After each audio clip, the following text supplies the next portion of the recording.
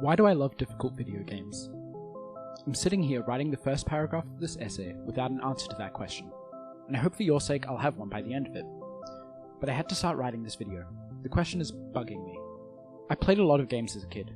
Crash Bandicoot, Call of Duty, Portal 1 and 2, Charlie and the Chocolate Factory for the PS2. You know, typical 2000s kid upbringing. But once I entered high school, I didn't really care much for them anymore. I still played them from time to time, but they weren't my hobby by any means. That was until one day I was at a friend's house and he handed me a controller. He said, "I want to see you play Dark Souls 3. He hadn't played it himself, it was his brother's copy of the game, so he didn't even have any advice for me. He just sat there with me as I hit my head against this brick wall of a game. I threw myself against the first boss for far too long with him. I can't remember how many tries it had taken me, but it was easily the hardest thing I had ever done in a video game before then. And after so many tries, finally, the beast Udex Gundyr dropped dead in front of me. That feeling? It was electric. Like 1,000 fires having gasoline poured over them all at once, filling my lungs as I cried out in victory. So I borrowed his brother's copy of Dark Souls 3, and stole my brother's PlayStation that he wasn't using anymore. And so began my journey in that meat grinder of a game. And so began my addiction to difficult games. Here's the twist though. That electric feeling I described? That's not why I love difficult games. That may be why other people like them, I'm sure, but this isn't a simple case of rising tension and catharsis for me. There is something more profound to this love I have for adversity that I've developed. And I'm going to figure out what it is, starting with a certain mountain. My introduction to getting over it with Bennett Foddy was watching YouTubers play it. I'm sure you remember, they would get so mad about it, often for comedic effect, but I could tell that much of it was genuine too. Fake anger only lasts so long before it becomes real. The game has a very simple premise. You are a man in a pot with a hammer. Drag yourself up this mountain of trash, if you want to, but it won't be easy, and when you fail, you will feel it. The game's unwieldy controls make the game uniquely challenging from the offset. I'm convinced that even veteran gamers will have a comparably difficult time with this game to other people who have never played games in their life. And that's because of how alien the controls are. At first, nothing moves how you expect. You have to scrape and drag yourself up the cliff face before inevitably launching yourself back down to the bottom, utterly defeated. I remember watching these YouTubers get so angry, but I didn't laugh how they expected their audience would. In fact, it made me angry. Not at the game, at them. I remember feeling pity at the pathetic show they were putting on. And I know that's a very harsh criticism, but some part of me couldn't stomach these reactions. I promised myself then that if ever I was going to play this game, I wouldn't dare rage. I needed to prove to myself that not only could I achieve anything with enough patience, I could also do it while keeping a level head. And so I did. When I eventually bought the game, I played through the entire game patiently and without rage. It was cathartic, to say the least. Almost meditative. Each time I fell, I awaited Bennett Foddy's gentle voice to soothe the dull pain, and I enjoyed it.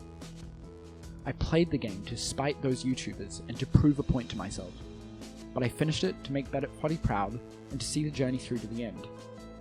But also, I finished it because I felt myself getting better. Each time I had to pull myself up from the bottom again, I got faster. So I knew that I could do it if I just put in the time.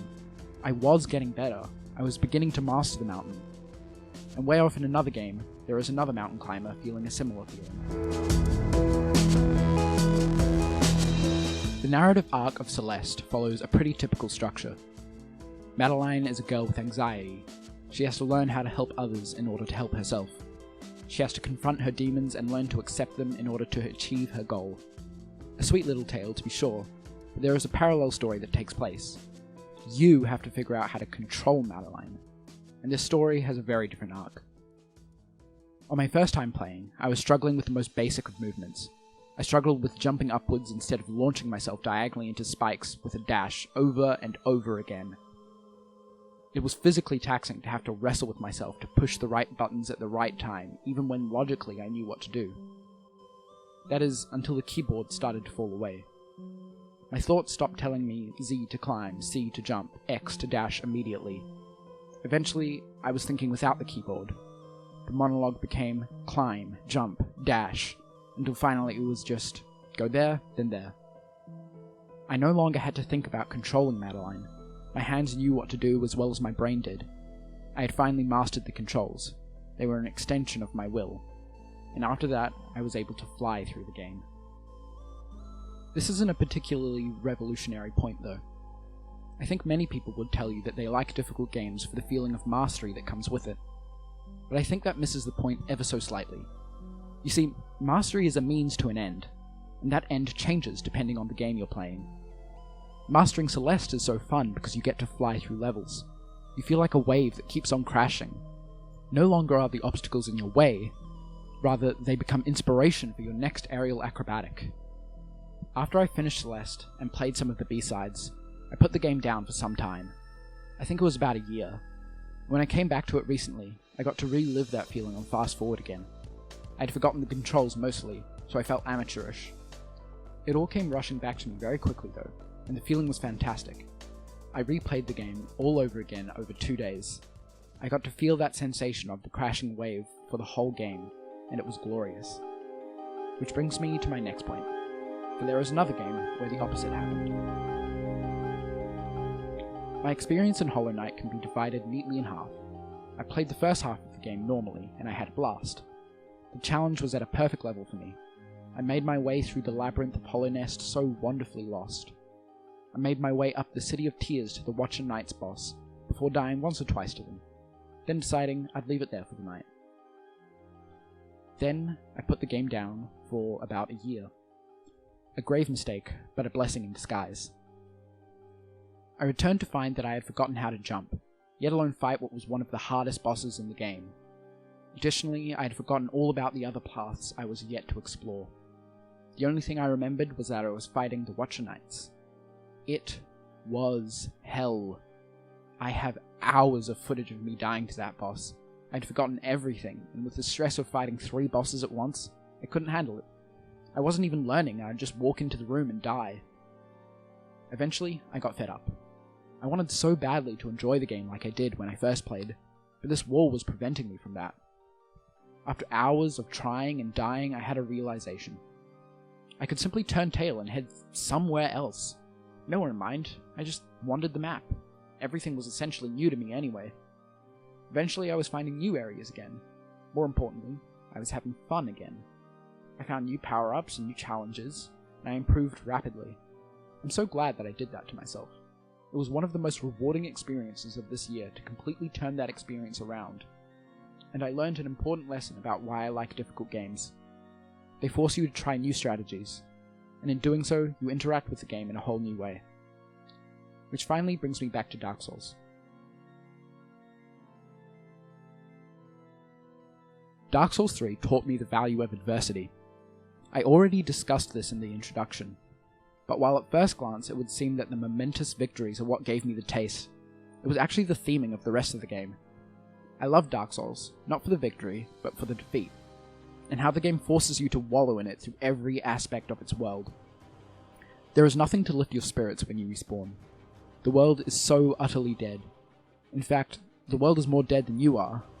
The enemies on the way to each boss were once people too. People who gave up and went mad. The game forces you to wallow in their despair. You failed just like they did. You can try again, and you can reject the fate that the other inhabitants of the world fell to. The world doesn't care, but you have the agency to make it care. Your weapon is your will. I believe that this is the core of why I love difficult games. When done well, they are able to evoke catharsis in failure and success. They are not completely opposite forces. They are a sort of yin and yang. With each boss that I struggled with, finally defeating it brought euphoria, but also regret. I didn't want to have to move on. I was having such a fantastic time losing. The best difficult games find out how to incentivize losing. They are the most practical applications of the advice you have always heard and rolled your eyes at. Failure is a learning opportunity. They teach that differently. They make the learning and the failing the fun part.